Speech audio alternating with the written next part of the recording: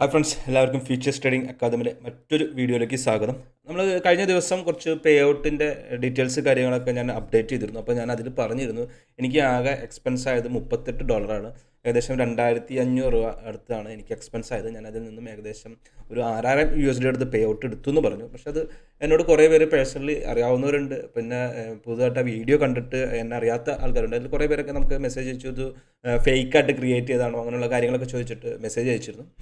Actually നമ്മളത് ഫേക്കായിട്ടൊന്നും create ചെയ്തതല്ല.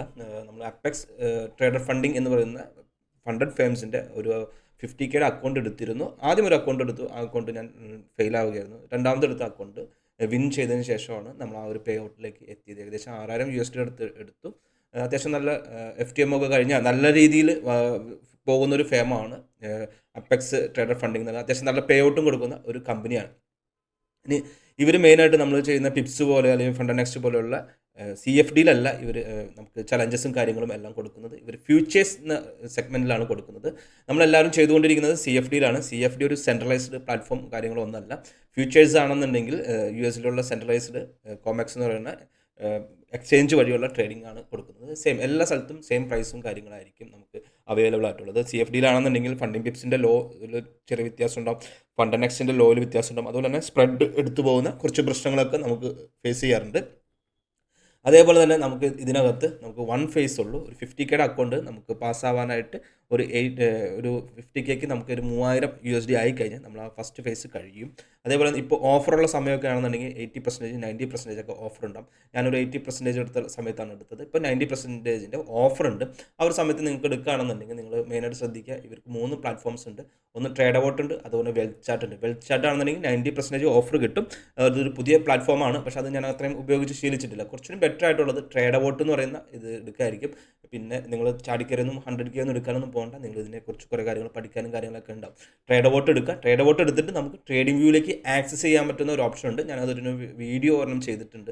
അത് നോക്കി ചെയ്യുന്നതായിരിക്കും കുറച്ചും ബെറ്റർ. ട്രേഡ് ഔട്ടിൽ നമ്മൾ ട്രേഡ് ഇടാൻ നിന്ന് കഴിഞ്ഞാൽ നമുക്ക് ഉറപ്പായിട്ടും കുറേ കൺഫ്യൂഷൻസ് വരും. നമ്മൾ അറിയാതെ തന്നെ കുറേ ഓട്ടുകൾ വീഴും. ഞാൻ ടോപ്പ് സ്റ്റെപ്പ് എടുത്തപ്പോൾ ട്രേഡ് ഔട്ടിൻ്റെ തന്നെ എടുത്തിരുന്നത്.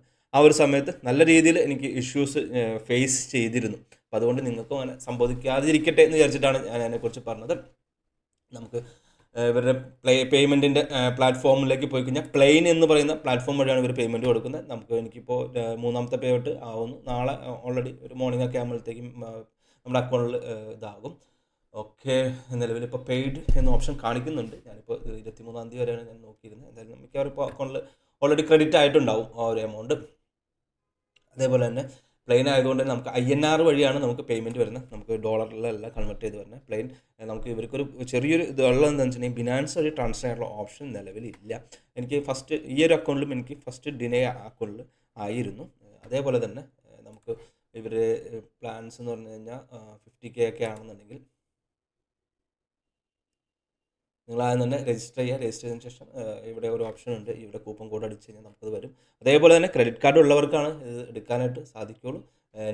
നിഞ്ച ട്രേഡർ എല്ലാം അവൈലബിൾ ആണ്. അപ്പോൾ അതൊന്നും നിങ്ങൾ ശ്രമിക്കാതെ ട്രേഡ് ഔട്ടിന് എടുത്ത് കുറച്ചുകൂടി ഈസി ആയിട്ട് ആക്സസ് കിട്ടുന്നത് ട്രേഡ് ഔട്ടാണ്. അപ്പോൾ എൻ്റെ ഒരു സ്റ്റാറ്റസ് നോക്കിയിട്ടുണ്ടെങ്കിൽ ഇവിടെ അറിയാം, ഫസ്റ്റ് ട്രേഡിന് ലോസ് ആയിരുന്നു. അതിലൊരു കാര്യം ശ്രദ്ധിക്കേണ്ട ഒരു കാര്യം എന്താണെന്ന് വെച്ചിട്ടുണ്ടെങ്കിൽ 30% നെഗറ്റീവ് റോൾ എന്ന് പറഞ്ഞൊരു ഓപ്ഷൻ ഉണ്ട്. അപ്പോൾ അത് വളരെ നിങ്ങൾ ശ്രദ്ധിച്ചിട്ട് വേണം ചെയ്യാനായിട്ട്. നമുക്കൊരു 50K അക്കൗണ്ട് ആണെന്നുണ്ടെങ്കിൽ നമുക്ക് $750 താഴെ നമുക്ക് ലോസ് വരുത്താൻ പറ്റില്ല സിംഗിൾ ട്രേഡിൽ കേട്ടോ. 1-2 ട്രേഡല്ല, സിംഗിൾ ട്രേഡിൽ നമുക്ക്. അതേപോലെ അപ്പോൾ അങ്ങനെ എന്തെങ്കിലും വരുത്തിയാൽ തന്നെ ഒരു തവണ നമ്മൾ വരുത്തിയാൽ നമുക്ക് ഒന്നുകൂടി ചാൻസ് ഉണ്ട്. നമ്മൾ ആ പേ ഔട്ട് സമയത്ത് ഒന്നുകൂടി ഡിക്ലൈൻ ആവും. വീണ്ടും ഒരു 8 ദിവസം കൂടി അവർ തരും. ആ 8 ദിവസത്തിന് നമ്മൾ കണ്ടിന്യൂസ് ആയിട്ട് ഫോളോ ചെയ്യുന്നുണ്ട്, സ്റ്റോപ്പ് ലോസ് എല്ലാ കാര്യങ്ങളും കൃത്യമായിട്ട് പോകുന്നുണ്ടെങ്കിൽ ഉറപ്പായിട്ടും പേ ഔട്ട്സ് ടൈം ആകുമ്പോഴത്തേക്കും കിട്ടും. അതുപോലെ 8 ദിവസം കഴിയുമ്പോൾ നമുക്ക് പേ ഔട്ട് റിക്വസ്റ്റ് ചെയ്യാനുള്ള ഓപ്ഷൻ ഉണ്ട്. 8 മിനിമം ട്രേഡ്സ് നമ്മൾ ചെയ്യണം. അതേപോലെ തന്നെ $50 വെച്ചിട്ട് 5 ദിവസം ട്രേഡ് ചെയ്ത് പിടിക്കുകയും വേണം. എന്നാലാണ് നമുക്ക് പേ ഔട്ടിന് ആക്സസ് ഉള്ളൂ. അതുപോലെ തന്നെ 3 പേ ഔട്ട് കഴിഞ്ഞ് കഴിഞ്ഞാൽ നമുക്ക് കൺസിസ്റ്റൻസി റൂളില്ല. 30% ആണ് കൺസിസ്റ്റൻസി റൂളായിട്ടുള്ളത്. ഇപ്പോൾ നമ്മളൊരു $1000 നമ്മൾ സിംഗിൾ ഡേയിൽ പ്രോഫിറ്റ് ആയി കഴിഞ്ഞാൽ നമ്മൾ അതിൻ്റെ 3000 ആയാലായിരിക്കും നമുക്ക് വിഡ്രോവൽ പറ്റുള്ളൂ. അതേപോലെ ഇതിലൊരു പ്രത്യേകത എന്താണെന്ന് വെച്ചിട്ടുണ്ടെങ്കിൽ $2000 മുകളിലേക്ക് നമുക്ക് പേ ഔട്ട് എടുക്കാനായിട്ട് ഇപ്പോഴത്തെ കണ്ടീഷനിൽ പറ്റില്ല. നമ്മൾ 8 പേ ഔട്ട് ആയതിനു ശേഷം നമുക്കതിന് ലിമിറ്റ് ഇല്ല. നമുക്കൊരു $20,000 വരെ ലിമിറ്റ് ഉണ്ട്. ഒരു $20,000 വരെ മന്തിൽ എടുക്കാനുള്ള ഓപ്ഷനാണ്. അങ്ങനെ 36 ദിവസം $40,000 വരെയും എടുക്കാനുള്ള ഓപ്ഷൻ ഉണ്ട്. കാര്യങ്ങളാണ് നമുക്കിതിനകത്തുള്ളത്. ശ്രദ്ധിക്കേണ്ടത് സിംഗിൾ 30% നെഗറ്റീവ് റൂള് ഹിഡൻ റൂളല്ല, പക്ഷെ നമ്മൾ ആരും അങ്ങനെ ശ്രദ്ധിക്കാതെ വരും. ഇവർ ഓൾറെഡി FAQയിലൊക്കെ വളരെ വ്യക്തമായിട്ട് കാര്യങ്ങളെല്ലാം അപ്ഡേറ്റ് ചെയ്തിട്ടുണ്ട്. അപ്പോൾ നിങ്ങൾക്ക് എന്തായാലും ധൈര്യമായിട്ട് തന്നെ എടുക്കാം. അത്യാവശ്യം നല്ല ട്രേഡിംഗ് സ്കില്ല് ഉണ്ടെന്നുണ്ടെങ്കിൽ നിങ്ങൾക്ക് എടുക്കാം. ഫ്യൂച്ചേഴ്സ് ആയതുകൊണ്ട് ഒരു ഗുണം എനിക്ക് മനസ്സിലായത്, സ്പ്രെഡ് അടിച്ചു പോകുന്നൊരു പ്രശ്നമല്ല. നമുക്കിപ്പോൾ ഒരു 5 നമുക്ക് ട്രേഡിങ്ങിൽ എല്ലാവർക്കും സ്റ്റോപ്പ് ലോസും കാര്യങ്ങളും എല്ലാവർക്കും ഹിറ്റാകും, ആ കാര്യങ്ങളൊക്കെ ഉണ്ടാവും. നമുക്കിപ്പോൾ ഇൻ കേസ് ഒരു ചാർട്ടിങ്ങിന് താഴെ നിൽക്കുന്നത് ഇപ്പോൾ പേ ഔട്ട് വിഡ്രോവൽ വന്നതുകൊണ്ടാണ് കേട്ടോ. അതേപോലെ തന്നെ നമുക്ക് ഞാൻ പറയാം, നമുക്കിപ്പോൾ ഒരു ദിവസം ഒരു ലോസ് വന്നു വെച്ചിട്ട് ആ ഒരു അക്കൗണ്ട് ഡീആക്ടിവേറ്റ് അങ്ങനെ ഒന്നുമില്ല. നമുക്ക് എന്താ പറയുക, റൂൾസിൽ വീണ്ടും അഗെയിൻ ട്രേഡ് ചെയ്ത് നല്ല രീതിയിൽ കൊണ്ടുപോയി കഴിഞ്ഞാൽ അവർ വീണ്ടും നമുക്ക് പേ ഔട്ട് തരാനുള്ള ഓപ്ഷൻസ് ഉണ്ട്. അപ്പോൾ നല്ല രീതിയിലുള്ള ഫേമാണ്, വളരെ ചീപ്പ് പ്രൈസാണ്. നമുക്കൊരു 2,500 ആ ഒരു എക്സ്പെൻസൊക്കെ നമുക്ക് വരുന്നുള്ളൂ. നമ്മളതൊരു ട്രിപ്പൊക്കെ പോകുമ്പോൾ നമുക്ക് വരുന്ന ഒരു എക്സ്പെൻസായിട്ട് കണക്കാക്കിയിട്ട് നല്ല രീതിയിൽ ട്രേഡിങ്ങിലേക്കൊക്കെ വരാൻ ശ്രമിക്കുന്നവർക്ക് ഉപകാരമാകുന്ന ഒന്നാണ്. അതിൽ ഫീച്ചേഴ്സ് ആയതുകൊണ്ട് എനിക്ക് ഗുണം മനസ്സിലായത്, അതാണ് ഞാൻ പറഞ്ഞു വന്നത്. ഫീച്ചേഴ്സ് ആയതുകൊണ്ട് എനിക്കൊരു ഗുണം മനസ്സിലായത് എന്താണെന്ന് വെച്ചിട്ടുണ്ടെങ്കിൽ, സ്പ്രെഡ് അടിച്ചു പോകുന്നൊരു പ്രശ്നമില്ല. ഇപ്പോൾ ഒരു സപ്പോർട്ട് സോണിലേക്ക് മാർക്കറ്റ് വന്നിട്ടുണ്ടെങ്കിൽ ആ സപ്പോർട്ട് സോണിൽ നല്ല രീതിയിൽ സപ്പോർട്ട് ആക്ട് ചെയ്യും. ആ സമയം ഇപ്പോൾ ഒരു നല്ലൊരു ഇതൊരു സെല്ലിങ് ഇങ്ങനെ വരുന്നൊരു മാർക്കറ്റാണ്, ഇതൊരു സപ്പോർട്ട് സോൺ ആണെന്നുണ്ടെങ്കിൽ നമ്മുടെ CFDയിൽ ഇതെല്ലാം മൂവ്മെൻറ്റ്സ് എല്ലാം ഇവരുടെ എല്ലാം സെയിം പോലെ ആയിരിക്കും.